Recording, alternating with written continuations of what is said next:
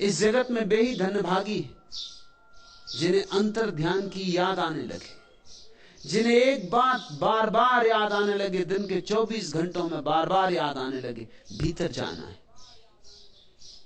और जो जब मौका मिल जाए तब भीतर सरक जाएं। एक ज़ेन फकीर को निमंत्रित किया था कुछ मित्रों ने भोजन के लिए। 7 मंजिल मकान, जापान की कहानी है। अचानक भूकंप आ गया। जापान में भूकंप बहुत आते भी, भागे लोग, गृहपति भी भागा। 7वीं मंजिल पर कौन रुकेगा जब भूकंप आया हो। सीढ़ियों पर भीड़ हो गई, बहुत मेहमान इकट्ठे थे, कोई 25 मेहमान थे। गृहपति द्वार पर ही अटका है। तभी उसे ख्याल आया कि प्रमुख मेहमान का क्या हुआ, उस ज़ेन फकीर का क्या हुआ। लौट कर देखा, वह फकीर तो अपनी कुर्सी पर पालथी मार के बैठ गया है, आंखें बंद, जैसे बुद्ध की प्रतिमा हो, संगमरमर की प्रतिमा हो, ऐसा शांत, ऐसा निश्चल। उसका रूप, उसकी शांति, उसका आनंद सम्मोहित कर लिया गृहपति को। खींचा चलाया जैसे कोई चुंबक से खींचा चला आता है। बैठ गया फकीर के पास। भूकंप आया और गया। फकीर ने आंख खोली।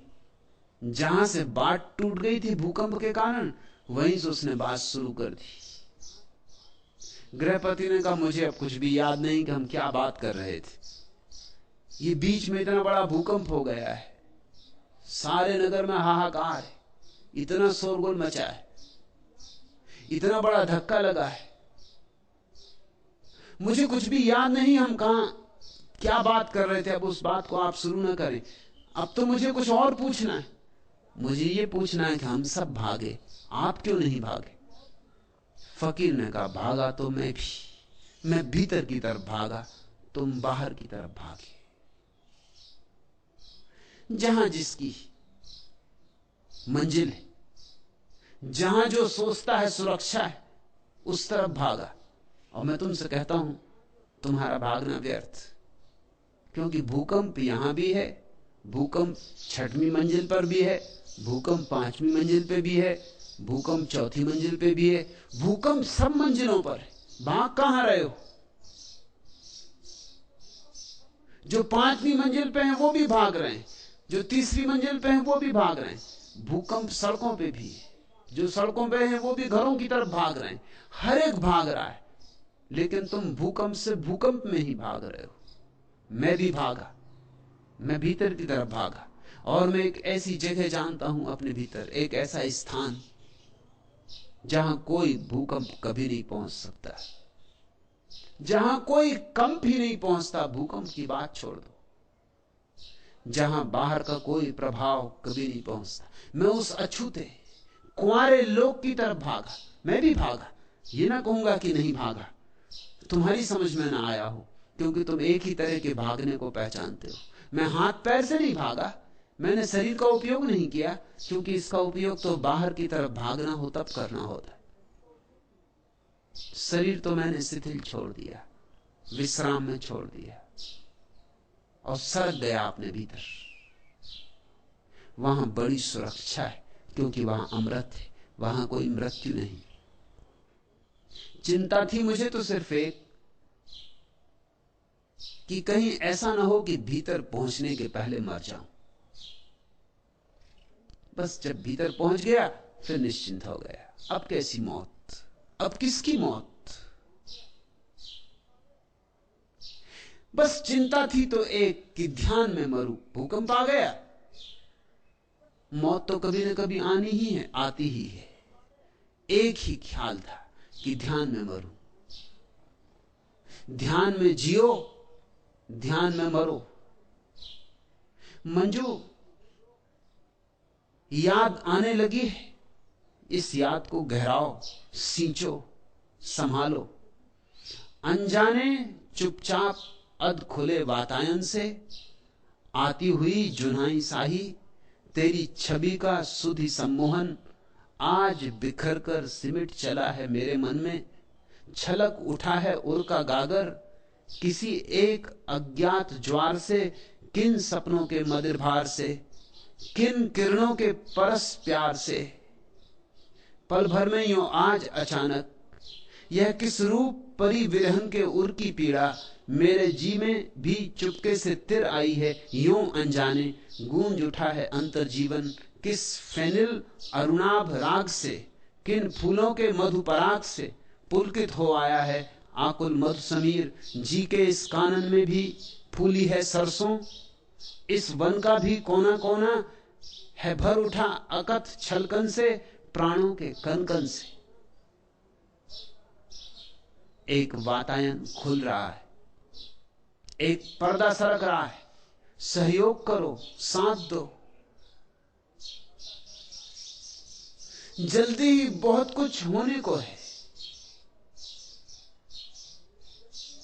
किसने मेरे ख्याल में दीपक जला दिया, ठहरे हुए तालाब का पानी हिला दिया। तन्हाइयों के बजरे किनारे पर लग गए, ऐसा यकीन हमको किसी ने दिला दिया।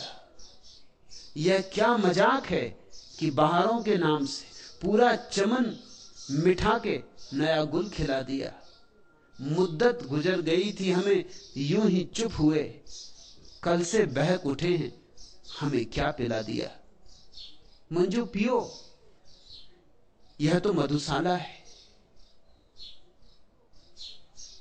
मैं तुम्हें कोई सिद्धांत नहीं सिखा रहा हूं, शुद्ध शराब पिला रहा हूं, अंगूरों से निचोड़ी हुई नहीं, आत्मा से निचोड़ी हुई। पियो, जी भर के पियो, नाचो, गाओ, गुनगुनाओ,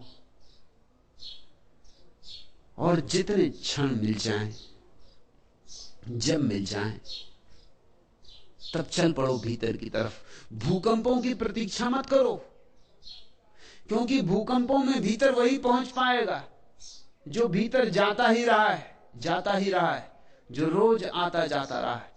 वह ज़ैन फकीर अपने भीतर पहुंच सका क्योंकि रास्ता परिचित था, बहुत बार आया गया था।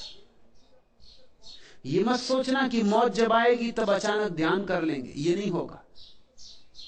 मौत अचानक आएगी, जीवन भर धन की चिंता की थी, मरते वक्त की धन की ही चिंता तुम्हारे सिर पर सवार रहेगी। अगर पद की आकांक्षा की थी तो मरते वक्त भी पद की नशे नहीं चढ़ते रहोगे कल्पना में। मृत्यु के क्षण में तुम्हारा सारा जीवन संग्रहित होकर तुम्हारे सामने खड़ा हो जाता है। तुमने ये बात तो सुनी होगी ना कि जब कोई आदमी नदी में डूब के मरता है तो एक क्षण में सारा जीवन उसके सामने दौड़ जाता है। यह बात सभी के संबंध में सच है, नदी में डूब के मरने वालों के संबंध में ही नहीं। मरती घड़ी में तुम्हारा सारा जीवन सिकुड़ के, जैसे हजारों हजारों फूल से एक बूंद इत्र निचोड़ते हैं, ऐसे तुम्हारे सारे जीवन के अनुभव से एक बूंद निचोड़ाती। लेकिन अगर तुम्हारा सारा जीवन दुर्गंध का ही था तो बूंद दुर्गंध की होगी। अगर सारा जीवन सपना ही सपना था तो ये बूंद भी सपना होगी। और अगर जीवन में तुमने कुछ सत्य भी कमाया था, कुछ ध्यान भी कमाया था, कुछ प्रेम भी जगाया था, कुछ बांटा भी था, कुछ लुटाया भी था, छीना झपटा ही न था, कुछ करुणा भी की थी, तो तुम्हारी अंतिम क्षण की जो प्रतीति होगी, सारा जीवन निचोड़ के एक इत्र की बूंद बन जाएगा। उसी इत्र की बूंद पर सवार होकर तुम परमात्मा की यात्रा पर निकलोगे। मंजू, शुभ हुआ है। अब इस घड़ी को, इस बलिहारी की घड़ी को छिटक मत जाने देना, जोर से पकड़ रखना। अब पकड़ने योग कुछ तुम्हारे पास है। और ध्यान रखना जिनके पास कुछ नहीं है उनके पास गंवाने को भी कुछ नहीं होता, और जिनके पास कुछ है उनके पास गंवाने को भी कुछ होता है। नंगा नहाए तो निचोड़े क्या। जिनको हम साधारण जन कहते हैं, सांसारिक जन, उनको क्या फिक्र, उनके पास गंवाने को कुछ है ही नहीं। हमारे पास एक शब्द है योग भ्रष्ट, उसकी तौल का दूसरा शब्द नहीं है भोग भ्रष्ट। तुमने कभी ऐसा शब्द सुना, भोग भ्रष्ट? भोग भ्रष्ट होते ही नहीं। समतल जमीन पे चलोगे तो कहीं गिरोगे, लेकिन पहाड़ों की ऊंचाइयों पे चढ़ोगे तो गिर सकते हो। योग भ्रष्ट होता है। मंजू एक घड़ी करीब आ रही सरकती हुई, जो बड़ी कीमत की होगी। अंतर्ध्यान की याद आनी शुरू हुई है, जल्दी ही अंतर्ध्यान लगेगा। तब चूक मत जाना, क्योंकि बाहर की जन्मों जन्मों की वासनाएं खींचेंगी, बाहर की जन्मों जन्मों की आदतें खींचेंगी, हजार बाधाएं खड़ी होंगी। मन अंतिम उपाय करेगा अपने को बचा लेने का, क्योंकि ध्यान मन की मृत्यु है। और कौन मरना चाहता? मन भी मरना नहीं चाहता है। लेकिन सजग होकर, खूब सजग होकर 2-4 कदम और फिर मैं तुमसे कहता हूं सुबह करीब है, आखिरी तारे ढलने लगे, सूरज उगा, अब उगा, तब उगा। जरा प्रतीक्षा, जरा धैर्य,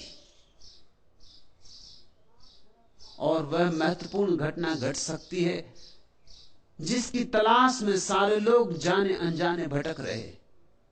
उसे कहो आनंद की खोज, सत्य की खोज, परमात्मा की खोज, मोक्ष की खोज, या जो भी नाम तुम्हें देना पसंद हो।